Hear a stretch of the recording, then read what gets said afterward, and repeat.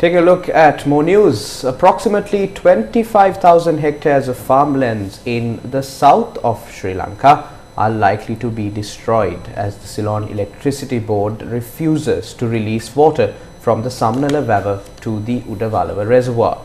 The Cabinet has agreed to refrain from releasing water from the Samanala Wewa to the Udawalawa Reservoir. A senior minister of the government said the decision was reached after a lengthy discussion after the matter was raised during Monday's cabinet meeting. Although Agriculture Minister Mahinda Amaravira and Irrigation Minister Roshan Ranasinghe have pointed out facts in this regard, Minister of Power and Energy Kanchana Wijesekara said if water is released, power cuts will have to be implemented within the southern province. This is Mayurapura in Hambantota. The southern part of Sri Lanka has not experienced considerable rainfall in months, and the only water source to nurture these farmlands is the Samanala Wewa. However, this waterway dried up several days ago due to arid weather conditions. It has been 70 days since the paddy was cultivated, and the period for reaping the harvest is fast approaching, and water is required for this purpose. However, the Ceylon Electricity Board has refused to release water from the Samanala Wewa to the Udawalawa Reservoir, citing the need to retain water for electricity generation. As a result, a large number of rice fields are being destroyed by arid weather conditions. I'm in debt to tune of over 100,000 rupees. We do not need electricity, but the children are in hunger. We can manage with a bonfire, but we need the water. I have spent around 300,000 rupees and we will have nothing to eat in the coming days. We will have to die in hunger. We need to engage in farming to even settle the electricity charges. Take a look at the destruction caused to the paddy. They did not provide us with water. During the pandemic, we experienced 10-hour power cuts. They speak of electricity, but we have nothing to eat. They keep speaking in parliament, but what has the agriculture minister done? Rice fields in the Hungama area in Muravasihena also experience a similar fate. It has been 8 days since the farmers from Abilipitia launched a Satyagraha campaign seeking water for their rice fields. There is an issue as to why the rulers do not understand this crisis. For 8 days, the farmers have been demanding water for the rice fields. Instead of solving the issue, they speak of other things. We are disappointed over the fact that water is not being released for our rice fields. What is the crisis surrounding agriculture? Decisions with regard to the water capacity that would be released for rice fields during the Yala and Maha harvesting seasons are taken at the meetings organized by the Mahaveli Water Management Committee. Accordingly, on the 23rd of March, the Mahaveli Water Management Committee met and the meeting was chaired by Irrigation Minister Roshan Ranasinghe. At the meeting, the Natural Resources Management Centre of the Department of Agriculture warned that a reduction in rainfall could be expected this season. An outcome of the meeting was that water will be released for rice fields until the 20th of August, and farmers decided to commence cultivation based on this decision. However, Sri Lankan authorities now say that they cannot release water for rice cultivation. How did the water capacity drop? Over 25,000 hectares of paddy land are nurtured by the water released from the Udawalawa Reservoir and carried by left and right bank waterways.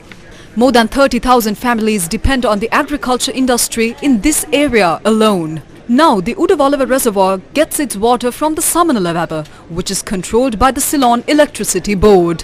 The CEB generates 120 megawatts of electricity from the Samanala Wewa. The Samanala Wewa can accommodate a capacity of 278 million cubic meters of water, and its present capacity is 87 million cubic meters of water. However, with the reduction of rainfall, the active capacity of the Samanala Wewa remains at 12.4%. Therefore, the Ceylon Electricity Board decided that it cannot release water for the cultivation of farmers. Farmers were promised water until the 20th of August. And what do the authorities have to say now? The committee report containing the decision on releasing water until the 20th of August was signed by Nilantha Dhanapala, the director of the Mahaveli Water Management Secretariat. Speaking to Newsfirst, he said that the decision on releasing water for farmers, as mentioned in the document, was arrived at by assuming that the capacity of the Samanala Wewa would reach an expected 60 million cubic meters. However, he noted that the CEB had expressed the need to maintain the water capacity of the Samanala Wewa at 80 million cubic meters.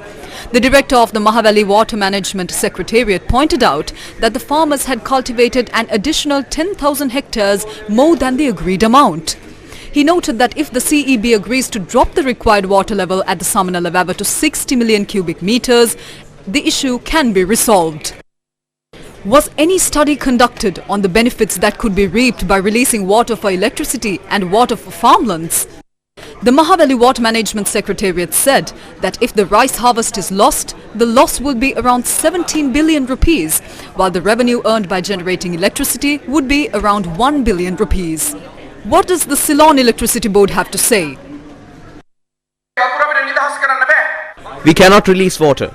If we do so, the farmers will get water for a few days and then there will be no water left. We will have to impose 4-hour power cuts daily for at least 5 districts since the day of releasing water. What does the Minister of Agriculture have to say? Sri Lanka's Agriculture Minister maintains a position that water must be released for paddy land, even if it means that power cuts must be imposed. If there is a power outage, it will only affect the southern province. We will have to release water even if it means that we have to impose power cuts. We need water for a week. I will make the necessary requests and the necessary interventions. There is another minister involved in decision making related to the release of water, and that is Irrigation Minister Roshan Ranasinghe. He said if any crop damage is reported, attention will be focused on providing compensation. Due to the electricity crisis, water cannot be released. We will implement a compensation program for any crop damages. The issue can be solved if there is rainfall. There is no alternative until the Gin-Nilwala diversion project is complete. Such a destruction is taking place as officials did not take the necessary decisions on time. The farmers pawn their jewellery to engage in cultivation. When rice is imported, we will have to purchase it for 300 rupees. This is a crime. Do you remember? Ministers and officials promised to provide compensation to farmers for crop damage. Do you remember? Promises were made that compensation would be provided for the damages caused by the drought. Do you remember? Ministers promised to provide compensation when taking a decision to do away with chemical fertilizer and completely adopt organic fertilizer. Were these promises fulfilled? Over 30,000 farmers have been left helpless due to untimely decision making, and can their losses be simply covered by compensation money? Sri Lanka's Agriculture Ministry says that the country's food security is at risk due to the drought and other related issues. We will not be able to import rice as India has restricted rice exports. We will not be able to even purchase rice from other countries.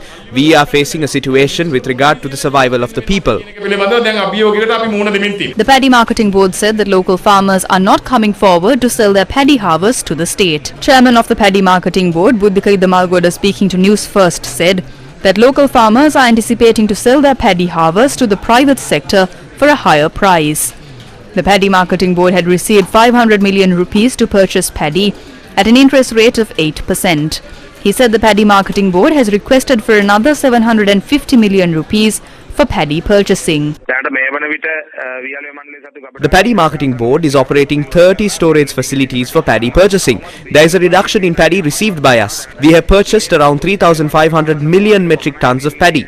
We purchased Nadu for 95 rupees per kilogram, Samba for 100 rupees per kilogram and Kiri Samba for 110 per kilogram. Is the Paddy Marketing Board telling the truth? Sri Lankan farmers say that many storage facilities operated by the Paddy Marketing Board remain closed.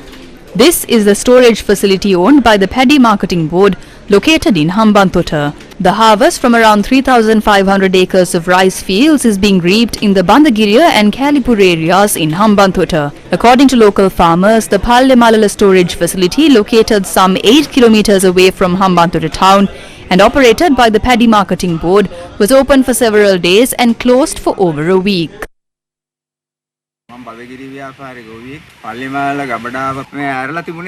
I am a farmer from the Bandagiriya movement. The Palle Malala facility was not open for 3 days. They just opened it for a few days and then closed it. The farmers were not paid either. This is the situation in the Ampara district, which produces a large amount of rice for the country. 3 storage facilities operated by the Paddy Marketing Board in Uhana Ampara were closed.